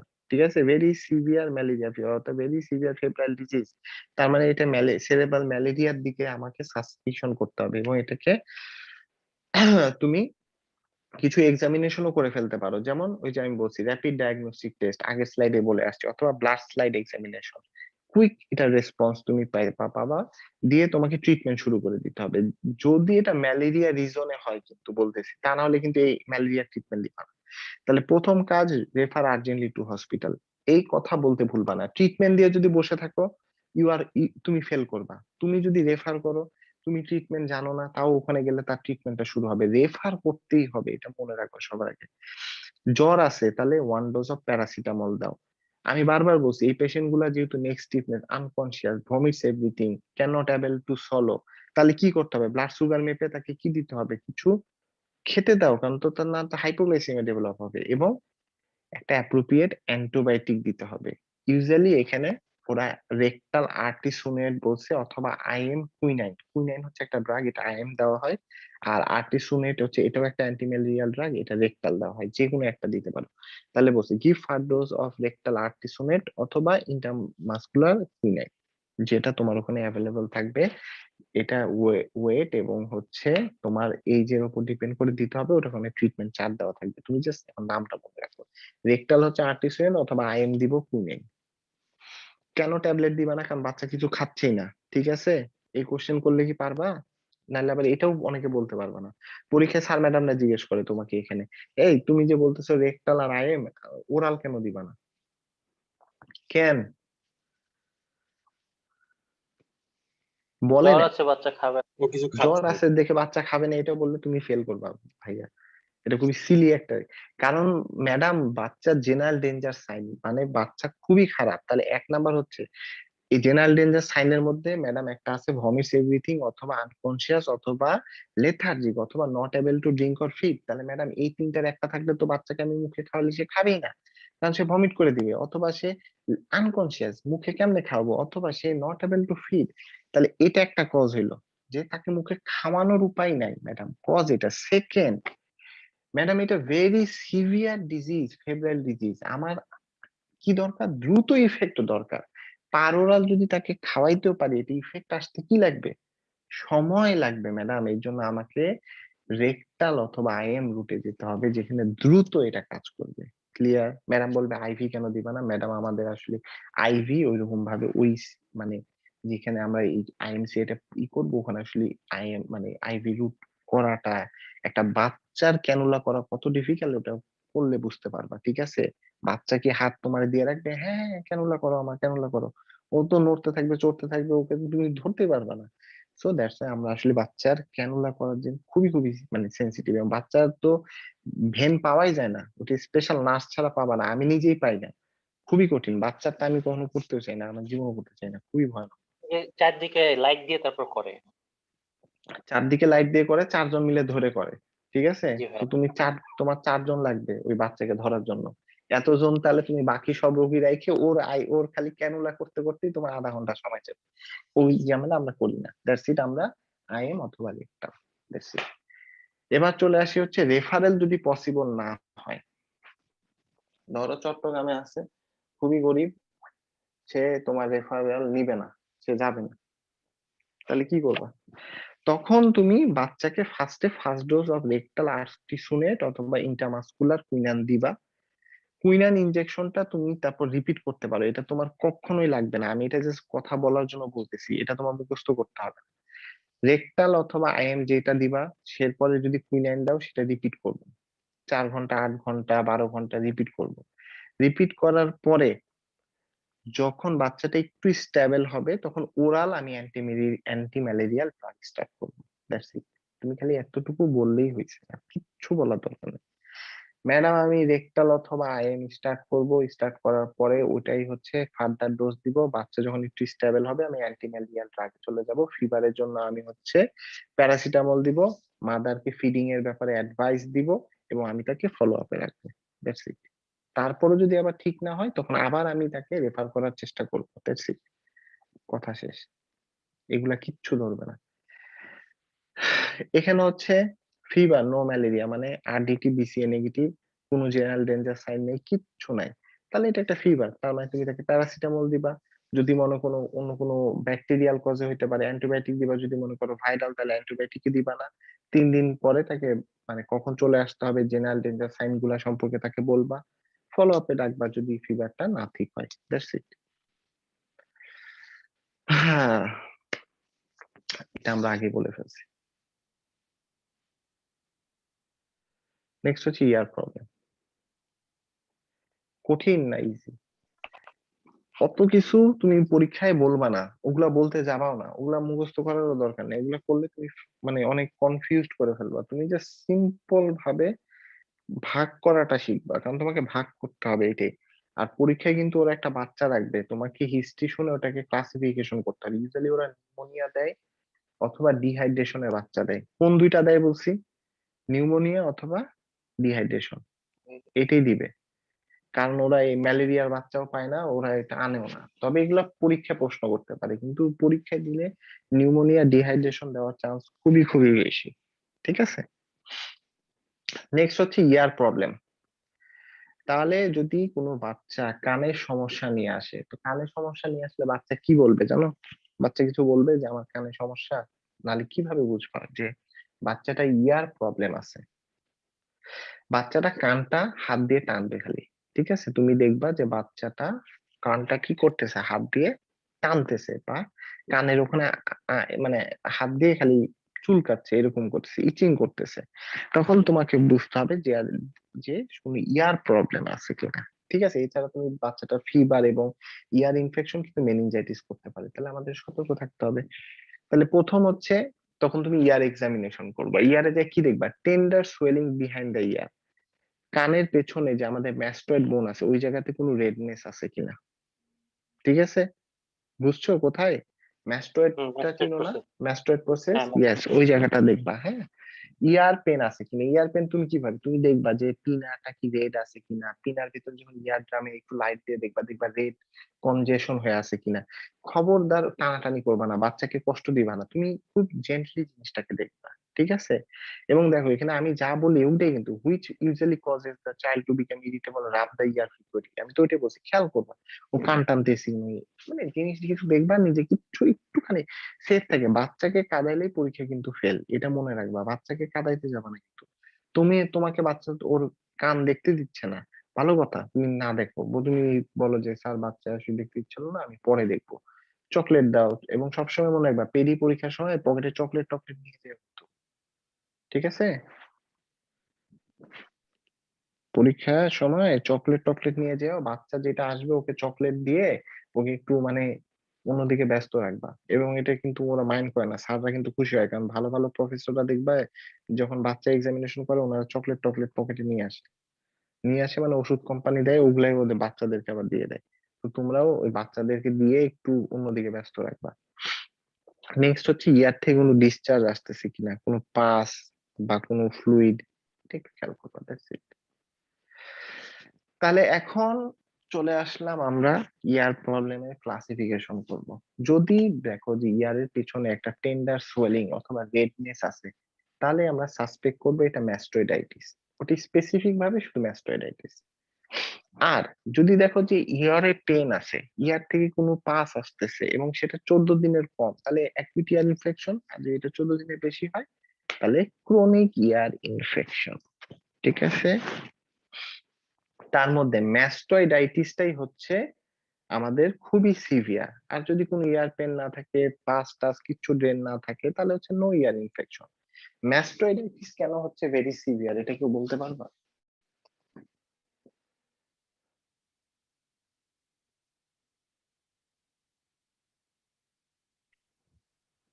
Nerve damage হওয়ার চান্স থাকে। ম্যাস্টয়েড প্রসেস, আসলে ম্যাস্টয়েড প্রসেস হচ্ছে মিডল ইয়ার ক্যাভিটিতে চলে গেছে, তার মানে ওটা ব্রেনে চলে যাওয়াটা কি কানেকশন আছে না? ম্যাস্টয়েড প্রসেসে তোমরা পড়ছিলে না, ওয়াল আছে, অ্যান্টেরিয়র পোস্টেরিয়র, কোন ওয়ালে কি কমিউনিকেশন পড়ছো না? পড়ো নাই? পড়ছিলা নাকি? জি ভাইয়া। ওটা কমিউনিকেশন করে হ্যাঁ, পড়ছি উপরের ভাইয়া। দিকে, রুফ ফ্লোর, পড়ছিলা না? এটা তো রিটেনে আসতো মনে হয়, খুবই ইম্পর্টেন্ট। ম্যাস্টয়েডের roof floor, anterior posterior, lateral wall, কোন ওয়ালে কি আছে পড়তে হয় না? এই জন্য এখান থেকে ইনফেকশন যদি তুমি এটা কন্টামিনেট না করো তাহলে এটা ব্রেনে ছড়ায় যাবে, বুঝছো? দ্যাটস এটা ভেরি সিভিয়ার, দ্রুত ট্রিটমেন্ট করতে হবে। এটা ম্যাস্টোইডাইটিস কে আর্জেন্ট রেফারেল করতে হবে এবং ট্রিটমেন্ট শুরু করে দিতে হবে, এই জন্য এটা খুবই খুবই ইম্পর্টেন্ট। তাহলে নেক্সট এখানে আমরা চলে আসছি tender swelling behind the ear, mastoiditis. তাহলে প্রথমে urgent referral to the hospital, fever থাকলে আমরা প্যারাসিটামল দিব, বা পেন থাকলে first dose of an antibiotic দিতে হবে। ঠিক আছে,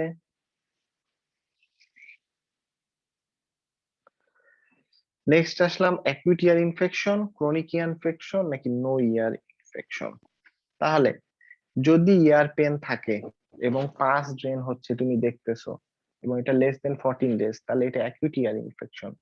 তাহলে সেক্ষেত্রে যেহেতু ইয়ার ইনফেকশন হয়েছে, কারণ পাস আসতেছে, মনে রাখবা পাস আসা মানেই হচ্ছে ইনফেকশন, এবং এটা মোস্ট প্রবাবলি ব্যাকটেরিয়াল, কারণ ভাইরাল কোনো ডিজিজ পাস ফরমেশন ইউজুয়ালি করে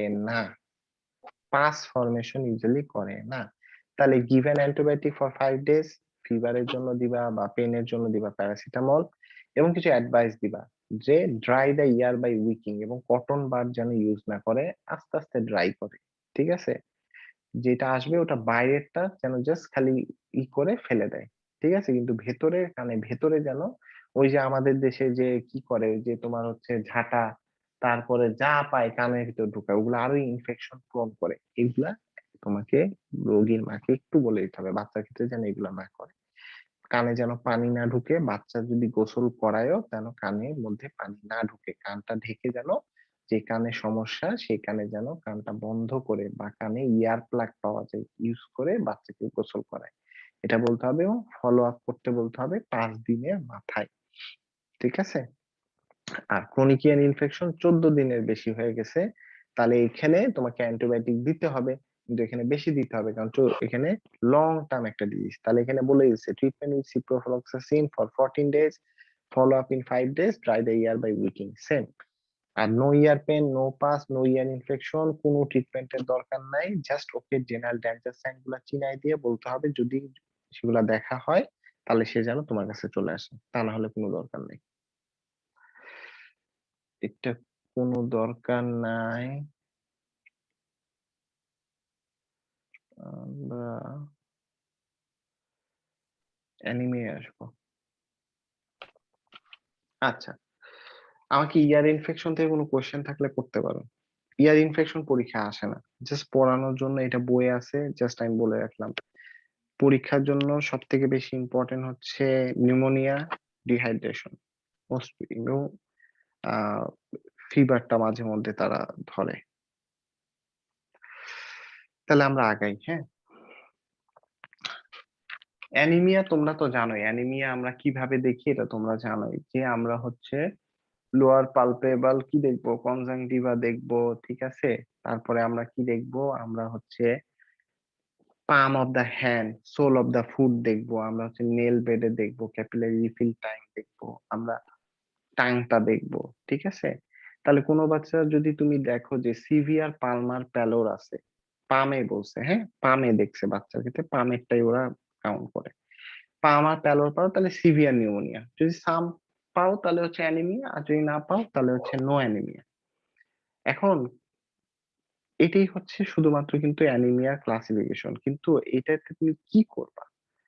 যদি তুমি মনে করো সিভিয়ার অ্যানিমিয়া, তাহলে পেশেন্টটাকে তোমার রেফারেল করতে হবে, সোজা কথা সেম। রেফার করার পরে দুইটা ইউজুয়ালি সিভিয়ার যখন আমাদের অ্যানিমিয়া হয়, যেটার কারণে সিভিএস ইফেক্ট পাওয়া যায়। সিভিএস ইফেক্ট মানে কি, যদি অ্যানিমিয়ার কারণে পালপিটেশন পাচ্ছ, শর্টনেস অফ ব্রেথ পাচ্ছ, ডিজি, পেশেন্ট ডিজি ফিল করতেছে, বাচ্চার ক্ষেত্রে তুমি এগুলা ফিচার পাচ্ছ, তখন তাকে ব্লাড ট্রান্সফিউশন দিই। আর যদি সাম পাওয়া যায়, ইউজুয়ালি তাকে আমরা আয়রন সাপ্লিমেন্টেশন দেওয়া ট্রাই করি, এবং কেন অ্যানিমিয়াটা ডেভেলপ হয়েছে সেটা কিন্তু আমাকে বের করতে হবে। আর নো অ্যানিমিয়াতে কোনো ট্রিটমেন্টের দরকার নাই, ঠিক আছে। এটা আমি একটু পরে আসবো। এইটা এটাই বলতেছিলাম যে সিভিয়ার যদি অ্যানিমিয়া হয়, তাহলে রেফার আর্জেন্টলি টু হসপিটাল, পেশেন্টকে ব্লাড ট্রান্সফিউশন করতে হতে পারে।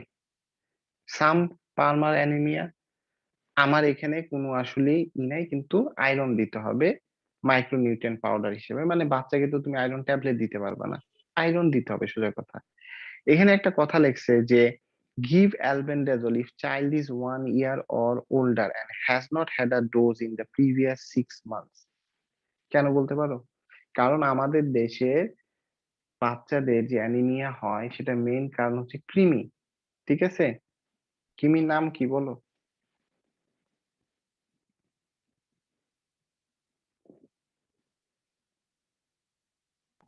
হুকুম। হুকোয়াম না অ্যাসকারিস? হুকম না, তোমাদেরকে তো জিজ্ঞেস করতেছি, তোমরাই বলো হুকোয়াম না অ্যাসকারিস না কি বলো। হুকম আমি তো জানি।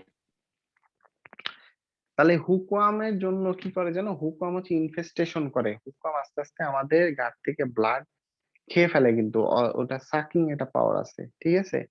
তো বাচ্চার ক্ষেত্রে যদি দেখো যে এরকম তার অ্যানিমিয়া ডেভেলপ করতেছে, তাহলে আমরা এটার জন্য 1 ডোজ অ্যালবেন্ডাজোল দিই, যেটা তোমরা আগে চুষে চুষে খাইতা, কৃমির ওষুধ, হ্যাঁ।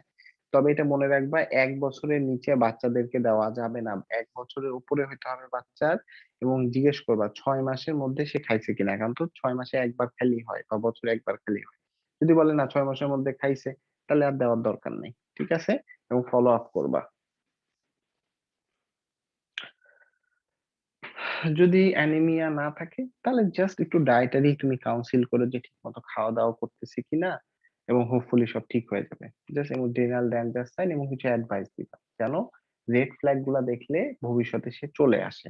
এইটা তোমার কিন্তু খুবই ইম্পর্টেন্ট একটা জিনিস। সবসময় বলি যে no anaemia, no ear infection, ভালো কথা রুগীটাকে পাঠাই দিচ্ছ, কিন্তু বাসায় যায় যদি ডেভেলপ হয়, তাহলে যেন তোমার কাছে ফিরে আসে, এই কাউন্সিলিংটা তাকে করে দিতে হবে তোমার। বা বাচ্চা যদি ব্রেস্ট ফিডিং হয় সেক্ষেত্রে কি বাচ্চার মায়ের কোনো সাপ্লিমেন্ট দিতে হবে? না, বাচ্চার মায়ের আমরা কোনো সাপ্লিমেন্ট দিই না, আমরা বাচ্চার মায়েরকে জিজ্ঞেস করি সে কি খাচ্ছে, তার নিউট্রিশনটা কেমন। সে যদি বলে আগেও সেম ছিল এখনো সেম আছে, আগেও সে 2 বেলা ভাত খেত এখনো 2 বেলা ভাত খায়, তাহলে কিন্তু বাচ্চার অ্যানিমিয়া ডেভেলপ করছে, তাহলে কি এটা মনে হয় যে এটা মায়ের জন্য হয়েছে?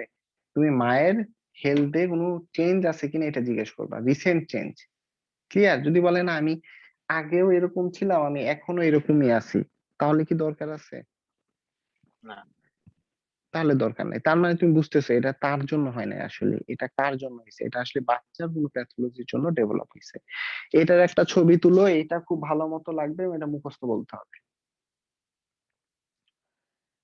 ঠিক আছে। ইপিআই না? এখন এইটা মুখস্থ করবা, তবে আমি এখানে কয়েকটা জিনিস একটু বলি তোমাদের সাথে। টিউবারকুলোসিস, এখানে যে ভ্যাকসিনটা দেওয়া হয় এটার নাম হচ্ছে বিসিজি ভ্যাকসিন। এই বিসিজির ফুল ফর্ম কি একজন বলো?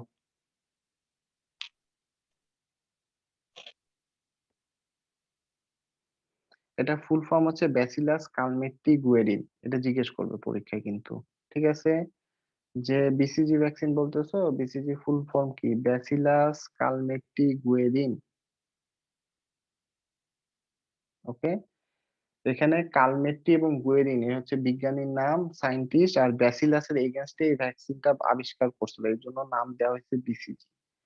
আচ্ছা, এখানে 0.05 ml একটাই ডোজ জাস্ট আফটার বার্থ বা 6 উইকস এর মধ্যে দেওয়া হয়, লেফট আপার আর্মে দেওয়া হয়।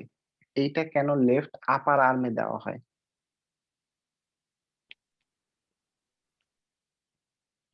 ডেল্টয়েড মাসল থাকে এই জন্য লেফট, আপার আর্মে দেওয়া হয়, কিন্তু লেফটে কেন ভাই? এটা হ্যাঁ। ম্যাক্সিমাম রাইটই হয় এই জন্য। হম, তাই কি লাভ হবে? রাইটে দিলে কি পঙ্গু হয়ে যাবে? তাহলে না না, কেন মানে রাইটে দিবে? ম্যাক্সিমাম ইন্টারন্যাশনাল হচ্ছে সবাই ডান হাতি লেফটেই হয় দেয়, এই জন্য বা হাতি। বোঝা যায়। কে যেন একজন কি বলতেছিল, জোরে জোরে বলো, তোমার নাম বলো আর জোরে জোরে বলো। কি? আমার নাম নাইমুল ইসলাম, আমি এই প্রশ্নটা জিজ্ঞেস করছিলাম। তো ইন্টারন্যাশনাল নাকি একটা প্রোটোকল আছে যে লেফট আর্মে মানে আপার আর্মে শুধুমাত্র বিসিজি যেন দেওয়া হয়, তাহলে সবাই বুঝতে পারবে যে বিসিজিটাই কি নাকি। বুঝতে পারবে? তোমার অ্যান্সারটা ঠিক হয়েছে ভাইয়া, খুবই খুবই ভালো হয়েছে, কিন্তু একটু ভালোভাবে বলো। হ্যাঁ, এটা হচ্ছে ইউনিভার্সালিটি, ইউনিভার্সাল রুল এটা। কেন? তুমি যে বিসিজি দিছো এটা কখন দেওয়া হইতেছে? 6 উইকস। আমি এই জন্যই এটা আলোচনা করতেছি। এই ভ্যাকসিনেশন চার্ট সবাই মুখস্থ করে যাবা, কিন্তু উত্তর দিতে পারবা না পরীক্ষার হলে, কারণ স্যাররা একটু কয়েকটা প্রশ্ন করবে তোমাকে। এটা ইউজুয়ালি উইদিন 6 উইকস দেওয়া হয়। তো তোমার কি মনে আছে তুমি যখন 6 সপ্তাহ বড় ছিলা, তখন তোমার বিসিজি দিছে কি দেয় নাই? তুমি কি জানো? না, হ্যাঁ, তুমি যদি বলো হ্যাঁ হ্যাঁ আমাকে দেওয়া হয়েছে 6 সপ্তাহে, তাহলে মানুষ তোমার উপর হাসবে, এ কোন গাধা আসছে 6 সপ্তাহে, তার মেমোরি এত শার্প যে সে 6 সপ্তাহে ভ্যাকসিন নিতে সে বলতে পারে। তুমি বলতে পারো, I think I have taken the BCG vaccine as I have a mark on my left shoulder and I have a vaccination card.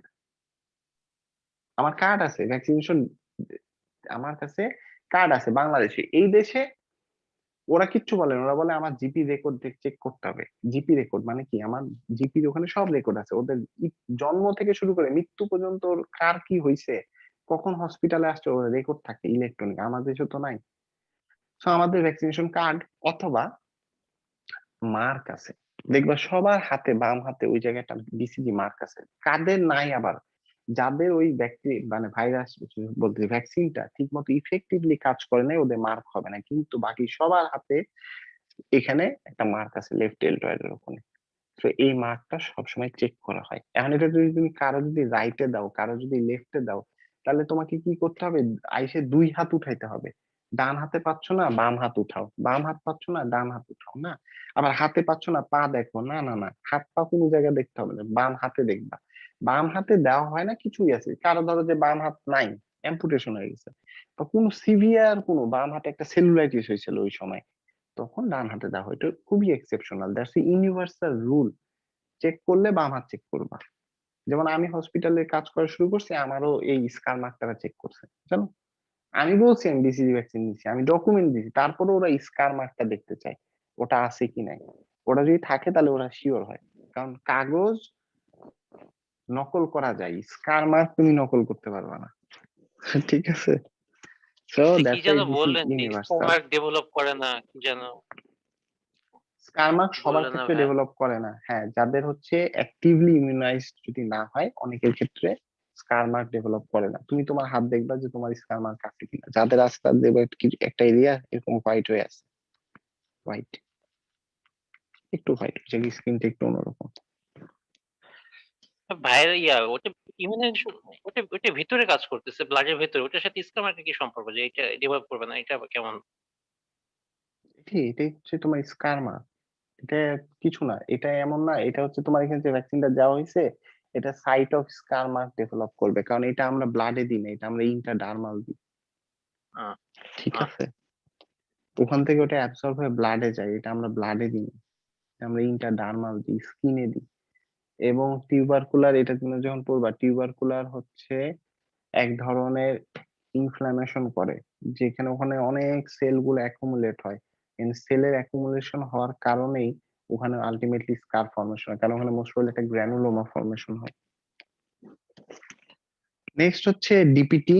তো ডিপিটি তে আমাদের হচ্ছে এখানে 5টা দেওয়া হচ্ছে ইউজুয়ালি, ঠিক আছে।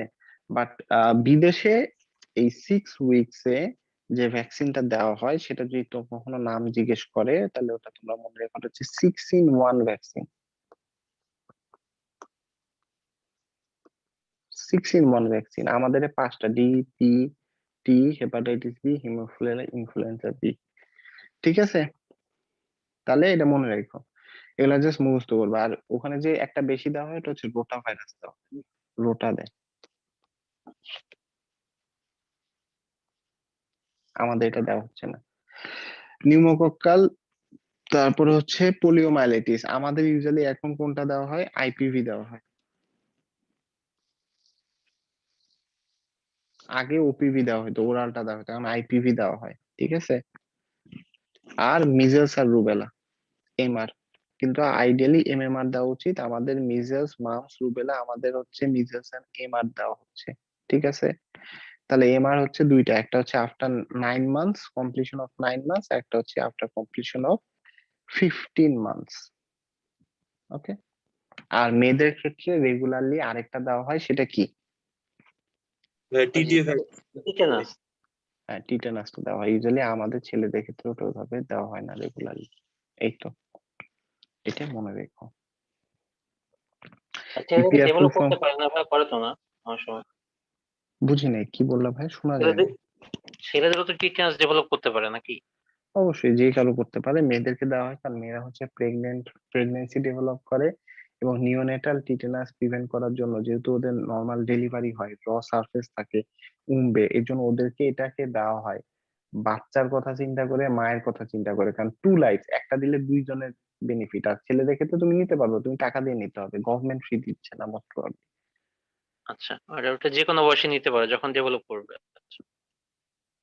আগে নেওয়া ভালো ভাইয়া, কারণ টিটেনাস যদি তুমি ডেভেলপ করে, তাহলে তোমাকে ফার্স্টে ওটা প্রিভেন্ট করার জন্য টিটেনাস ইমিউনোগ্লোবিন দিতে হবে। আর ভ্যাকসিন আমরা সবসময় প্রিভেন্ট করার জন্য দিই। তো তুমি যদি মনে করো যে তুমি আহ তোমার একটা হাত কেটে গেছে, দেখবা গ্রামে গঞ্জে কি হয়, এই যে কুরবানির সময় যারা গরু কুরবানি করে, হাত কেটে গেলে দৌড়ায়, একটা ইনজেকশন দিতে হবে। ওটা কিসের ইনজেকশন দেয়? টিটেনাসের, বুঝছো? সাথে সাথে টিটেনাস ইমিউনোগ্লোবিন দেয়। ওটা ইমিউনোগ্লোবিনটা দেয় হচ্ছে তার প্যাসিভ ইমিউনাইজেশনের জন্য, ইমিডিয়েট প্রোটেকশন দিবে। প্যাসিভ ইমিউনাইজেশন কিন্তু ইমিডিয়েট প্রোটেকশনটা দিবে, যেহেতু সে এক্সপোজড হয়ে গেছে। আর সাথে একটু পরে অ্যাক্টিভ ইমিউনাইজেশন করবে ভ্যাকসিনের মাধ্যমে, যেটা লং টার্ম প্রোটেকশন দিবে। ক্লিয়ার এই কথাটা? সেম ভাবে তোমার ধরো যে টিটেনাস, আবার ধরো যে তুমি ইসের ক্ষেত্রে, ধরো হেপাটাইটিসে তুমি মানে ধরো যে এক্সপোজড হয়েছো, তাহলে তোমাকে ফার্স্টে দিবে ইমিউনোগ্লোবুলিন, যেটা তোমাকে ইমিডিয়েট প্রোটেকশন দিবে। সাথে সাথে কিন্তু ভ্যাকসিনটা দেওয়া হয় লং টার্ম প্রোটেকশন, যেটা অ্যাক্টিভ হতে সময় লাগে। তাহলে এটা তোমরা জানো, হ্যাঁ ঠিক আছে। এটা জাস্ট একটু মনে রাখবা, ইপিআর দেওয়া হয়, এটা জানতে হবে, খুবই খুবই ইম্পর্টেন্ট। এটা জানতে হবে যে ডিওয়ার্মিং স্ট্যাটাস, মানে আমরা যে বললাম যে আমার কৃমির এগেনস্টে যে আমরা অ্যালবেন্ডাজোল দিই, এটা 1 বছর বা তার উপরের বাচ্চাদেরকে দিতে হবে। এবং সবসময় মনে রাখতে হবে যে গত 6 মাসে সে খাইছে কি খায়নি, এটা একটা হিস্ট্রি নিতে হবে। ইউজুয়ালি 6 মাসে খেয়ে থাকলে আমরা দিই না। আরেকটা জিনিস মনে রাখবা, কৃমির ওষুধ যখন আমরা দিই, আমরা ফ্যামিলির সবাইকে কি করি? এনকারেজ করি একসাথে খাওয়ার জন্য, ঠিক আছে। All the member should take, হ্যাঁ, টুগেদার, ঠিক আছে।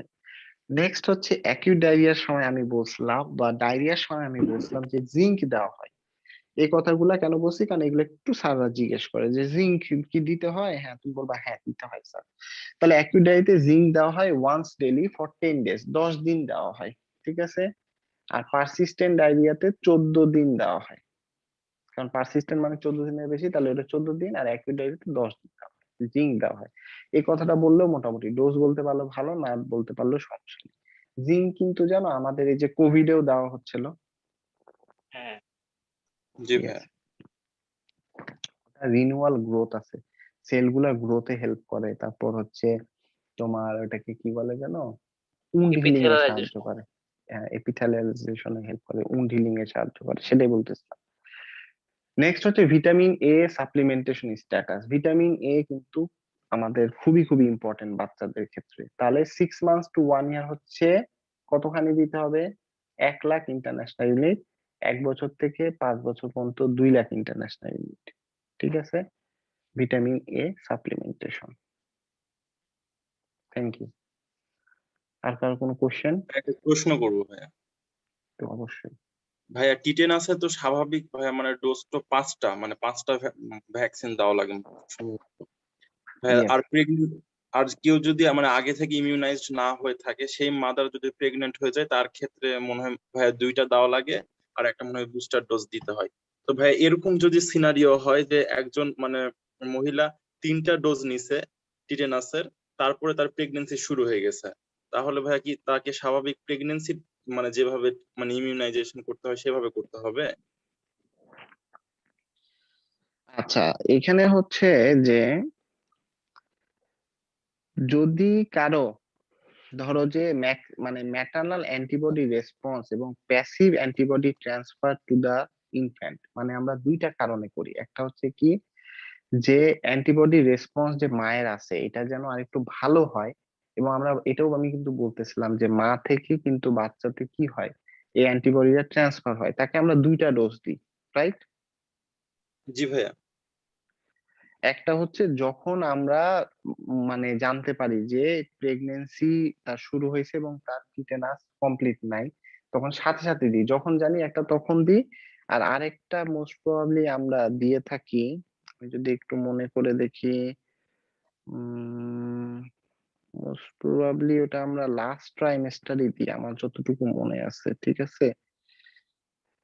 সেকেন্ড আর থার্ডে মনে হয় দেয়, মানে একটা 13 থেকে সামথিং ইয়ার মধ্যে, মানে উইকস এর মধ্যে, আর একটা না হলো না না, 20। সরি সরি, আমার মনে পড়ছে, একটা দিব আমরা যখনই আমরা জানবো তখনই দিব, আর সেকেন্ডটা আমরা দিব হচ্ছে যে ওইটা দেওয়া 4 সপ্তাহ পরে। জি আচ্ছা। ঠিক আছে, জি ভাইয়া। আর এখন তুমি প্রশ্নটা কি করছো আরেকবার করো। ভাই প্রশ্নটা এরকম করছি যে মনে করেন ভাই একটা মানে মহিলা এই টিটেনাসের ভ্যাকসিনটা নিচ্ছে স্বাভাবিক, মানে সে প্রেগনেন্ট না, মনে করেন ভাই 3টা তার ডোজ নেওয়া হয়েছে, এই অবস্থায় তার প্রেগনেন্সি শুরু হয়ে গেল, তখন ওনার ম্যানেজমেন্টটা কিরকম? আচ্ছা, তুমি কি এটা জানো টিটেনাসে 5টা ডোজ কখন কখন দেয়? উম, একটা ভাইয়া হচ্ছে ভাই 0, একটা হচ্ছে 1 মান্থ, 1 মান্থ, 6 মান্থ, 1 ইয়ার, 1 ইয়ার, আমার যতটুকু মনে আছে। ঠিক আছে, 0 জি মানে আচ্ছা। প্রথম দিন নিলা, তার 1 মাস পরে একটা, তার 1 মাস পরে একটা, তার 6 মাস পরে একটা, তার 1 বছর পরে একটা, 1 2 3 4 5, এটা তো নাই। এই কোনো ফিমেল আছো এখানে যারা ভ্যাকসিন নিছো? কেউ ভ্যাকসিন নিয়ে নাই, শোনো, এরপর প্রোটেকশন কতদিন দেয়? এটা দেয় 0 ডেজ, এটা দেয় মোস্ট প্রবাবলি হচ্ছে 1 মান্থ, এটাও 1 মান্থ, বা এটা 6 মান্থ, মানে এটা হচ্ছে 1 ইয়ার, আর এটা হচ্ছে লাইফ লং। ক্লিয়ার? তাহলে এখন তোমার প্রশ্ন করলে আমি এখান থেকে গুছিয়ে উত্তর দিতে পারবো। বলো, প্রশ্নটা আবার বলো। ভাইয়া যে তাহলে হলো, একটা জি তিনটা নিছে, জি ভাইয়া, এই অবস্থায় কারো একটা প্রেগনেন্সি শুরু হলো, তখন সে হ্যাঁ, কি তাহলে করবে? এখন তুমি উত্তর পেয়ে গেছো যে সেটা কতদিন প্রোটেকশন দেয়। জি ভাইয়া। 1 মান্থ প্রোটেকশন দেয়, তাহলে আবার প্রেগনেন্সিতে তাকে 2টা ডোজ দিতে হবে। জি ভাইয়া। ভাইয়া আর একটা প্রশ্ন হলো, মনে করেন যে ভাই এই মহিলাটারই প্রেগনেন্সি শেষ মানে হয়ে গেল, মানে বাচ্চাটা ইয়েস, হয়েছে, এই উনি আবার পরের গুলো কবে থেকে শুরু করবেন? বুঝি নাই, বলো। ভাইয়া মনে করেন যে এই মহিলাটাই 3টা ডোজ তার দেওয়া হয়েছে, তারপরে তার প্রেগনেন্সি শুরু হলো, প্রেগনেন্সিতে যেভাবে দেয় সেভাবে দিয়ে দিলাম, উনার প্রেগনেন্সি মানে তারপরে, বাচ্চা হ্যাঁ, গেল। তারপরে WHO রেকমেন্ড করে যে তারপরে প্রেগনেন্সি শেষ হওয়ার পরে 6 মাস পরে যেন তাকে আরেকটা দেওয়া হয়। জি আচ্ছা ভাই, ওটাই জানতে চাচ্ছি, এটাই। ঠিক আছে, দাঁড়াও জি। এটা আমি আরেকটু ভালোভাবে দেখে বলি। এখানে আমি টিটেনাস ভ্যাকসিন প্রোটেকশন ইয়ার্স আমি এটা বলে দিই। প্রোটেকশন পিরিয়ড, দাঁড়াও এটা একটা ছবি, এটা আমি আমি নিজেও শিখছিলাম, এটা খুবই ইম্পর্টেন্ট। এই যে আসো, এটা লিখি, আমি একটু ভুল লিখছি, আসো। তাহলে টিটেনাসে ডোজ হচ্ছে কয়টা? 5টা, তাই না? জি ভাইয়া। 1 2 3 4 5। ভালো কোশ্চেন, এটা আমারই শেখা হচ্ছে আবার। এটা দিতে হবে 0 ডেতে, এটা দিতে হবে 1 মান্থে, এটা দিতে হবে 6 মান্থ, এটা দিতে হবে 1 ইয়ার, এটা দিতে হবে 1 ইয়ার। আসো, 6 মান্থ 1 মান্থ 0। তার মানে প্রথম দিন যেটা দিলা তার 1 মাস পরে একটা দিবা, এটা সেকেন্ড ডোজ। জি। তারপরে যেটা দিব এটা 6 মাস পরে, এটা 6 মাস পরে, হ্যাঁ। তারপরে 1 বছর পরে, জি। তারপরে 1 বছর পরে। প্রথমটা কোনো প্রোটেকশন দেয় না, 0, ঠিক আছে। জি ভাইয়া। এইটা প্রোটেকশন দেয় 1 থেকে 3 বছর। জি ভাইয়া। এটা প্রোটেকশন দেয় লিস্ট 5 ইয়ার্স। জি ভাইয়া। এটা হচ্ছে 10 ইয়ার্স, এটা লাইফ লং। তাহলে তোমার জি। উত্তরটা আমি বলি, আমি এই জন্য আমি ওটা জানতাম। এটা যদি কোনো প্রেগন্যান্সিতে কেউ যদি মানে আগে কখনো প্রেগনেন্ট হয় নাই, আগে কখনো ভ্যাকসিনও নেয় নাই, সে টিটেনাস, সে যখন আসবে প্রেগন্যান্সিতে আমরা 2টা ডোজ দিব। কয়টা ডোজ দিব প্রেগন্যান্সিতে তাকে? 2টা ভাইয়া। ডোজ। একটা দিব যখনই আমরা জানবো সাথে সাথে, আর দ্বিতীয়টা এটার কত সপ্তাহ পরে দিব? 4 উইকস পরে। 4 কারণ কি সপ্তাহ। দেখো, কারণ দ্বিতীয় ডোজ সবসময় কি 1 মাস পরে দেয় না? জি দেখছো, ভাইয়া। এই রুলই কিন্তু 4 সপ্তাহ পরে দিব। তাহলে এই 2টা দিলে আমরা কতদিন প্রোটেকশন পাচ্ছি? 1 থেকে 3 ইয়ার্স। 3 কিন্তু জি আমরা ভাইয়া। জানি না, এই জন্য বলা হয় ওর প্রেগনেন্সিটা কমপ্লিট হয়ে গেলেও প্রেগনেন্সি শেষের 6 মাস পরে, কারণ তৃতীয় ডোজ কখন দেয়? 6 মাস পরে। 6 মান্থ। এই জন্যই প্রেগনেন্সির 6 মাস পরে যেন আরেকটা ডোজ দিয়ে দিলে সে অ্যাটলিস্ট কয় বছর প্রোটেকশন পেয়ে গেল? আরো 5 বছর। 5 বছর পেয়ে গেল। তাহলে এটা একটা সেফ। জি। ওকে। জি আর ভাইয়া। আরেকটা কি যেন আমরা প্রশ্ন আলোচনা করছিলাম, ইয়া যে ইয়া, বলো। এটা হচ্ছে একটা, ওই যে আর এটা একটা হচ্ছে যদি, ইয়াতে কি কিনা হ্যাঁ, আছে আর অ্যাডাল্ট একটা কোনো কোশ্চেন মেলের হচ্ছে, হয় সে। হ্যাঁ হ্যাঁ, সেটা তোমাকে নিতে হবে, সবগুলা ডোজ নিতে হবে। আর এটা হচ্ছে যে প্রশ্ন এরকম আসে যে একটা এই মহিলা গত প্রেগনেন্সিতে 2টা ডোজ নিছিল, এখন সে আবার প্রেগনেন্ট হইছে, হ্যাঁ। তো এখন সে ভ্যাকসিন নিবে কি নিবে না? টিটেনাস দিবা কি দিবা না? ঠিক আছে। ভাইয়া বুস্টার তখন ডোজটা তোমাকে, নাকি? বুঝিনি। ভাই এরকম কেসে নাকি বুস্টার ডোজটা শুধু নেওয়া হয় শুনছিলাম। না, এখানে তোমার বুস্টার ডোজ না, এখানে হিস্ট্রি হচ্ছে তার আগের প্রেগনেন্সিটা কতদিন আগে হয়েছে। সে যদি বলে ওটা 5 বছর আগে হয়েছে, তাহলে তার প্রোটেকশন এটা চলেই গেছে, তার জি এখন আর ভাইয়া। কোনো প্রোটেকশনই নেই। তাহলে আবার তাকে তোমাকে 1 2 দিতে হবে, এবং ওটা শেষে এবারও তুমি 3 নাম্বারটা দেওয়ার চেষ্টা করো। বুঝছো? ভাইয়া তার মানে এটাও একটা বলা যায় যে একটা ভ্যাকসিন যত বছর পর্যন্ত প্রোটেকশন দিতে পারে, ইয়েস, মানে এটার ক্ষেত্রে যেরকম 5টা, তো একটা মানে মহিলা যদি দুই দুই নাম্বার ভ্যাকসিন দেওয়ার পরে তার 4 বছর হয়ে যায়, তাহলে তাকে আবার প্রথম থেকে শুরু করতে হবে। অবশ্যই তার আর কোনো প্রোটেকশন নাই। তাহলে তুমি বলো তো, আমাদের যে কোভিড ভ্যাকসিনের বুস্টার নিয়ে কথা বলতেছে, তাহলে যদি জি ভাই। এটার প্রোটেকশন 1 বছরের বলতেছে, 8 মাস থেকে 1 বছর থাকবে, হ্যাঁ। তাহলে তুমি কি জি ভাই। এরপরে আবার ওকে প্রথম থেকে স্টার্ট করবা, নাকি তুমি কিছুই দিবা না ওকে? প্রথম থেকে স্টার্ট করতে হবে। তুমি যদি প্রথম বুস্টার থেকে দাও, স্টার্ট করতে বুস্টার হবে। কখন দিবা জানো? বুস্টার দিবা যখন কিছু লেভেলে টাইটার আছে, আর টাইটার যদি 0 হয়ে যায়, তাহলে আবার শুরু করতে তাহলে হবে। তোমাকে আবার শুরু করতে হবে, প্রথম থেকে শুরু করতে হবে, একদম ক্লিয়ার। এটাই জি ভাই। হচ্ছে মানে তাহলে এটা মনে রাখো, আমি এটাই শিখাইতে চাচ্ছিলাম, কারণ আমি জানি এই জিনিসটা জানলে সব উত্তর দেওয়া যায়। 0 1 6 1 ইয়ার 1 ইয়ার, আর প্রোটেকশন জিরোটা 0 দেয়। 1 মাসেরটা 1 থেকে 3 বছর, 6 মাসেরটা 5 বছর, 10 বছর লাইফ লং। 1 5 10, ঠিক আছে। ওকে। আর যেটা বললাম, পরীক্ষায় তোমাদেরকে যেটা জিজ্ঞেস করবে, একটা মানুষ কুরবানি করতে গেছে, বা হঠাৎ করে সে হাঁটতেছিল, রাস্তাঘাটে একটা রাস্টি রড আছে, রডে তার পা লেগে পাটা কেটে গেছে। এখন তুমি তার কিভাবে টিটেনাস প্রোফাইলেক্সিস করবা, কি করবা? এটা জানো? এই উত্তরটা, এই প্রশ্নটা পরীক্ষায় আসবে, কিন্তু সার্জারিতে আসবে। পরীক্ষায় জিজ্ঞেস করা হবে। ভাই ওই যে ওই যে ইমিউনোগ্লোবিলিন যেটা ইমিউনোগ্লোবিন বললেন, দিয়ে তারপরে শুরু করতে হবে। মানে প্রথম মূলত আমি একটু এটার আমি ট্রিটমেন্টটা বলে দিই, হ্যাঁ, টিটেনাস প্রোফাইল্যাক্সিস, যেহেতু আমরা টিটেনাস নিয়ে কথা বলতেছি, ভেরি ভেরি গুড। আমরা এটা জেনে নিই, এই প্রশ্নটা আসবে জীবনে অনেক সময় পরীক্ষায় ভাইভায় আসবে। প্রথম হচ্ছে বলবা ক্লিন দা উন্ড প্রপারলি, হ্যাঁ, প্রপারলি কি দিয়ে প্রপারলি? সোপ ওয়াটার এবং running soap plus running water, মানে ঝরঝরা পানি দিয়ে, পানি উপর থেকে পড়বে, পা ধুইতে থাকবে, এরকম। বোতল দিয়ে পানি ঢালে ধুবে ওইরকম না, রানিং ট্যাপ ওয়াটার, ঠিক আছে? এটা 1 নাম্বার।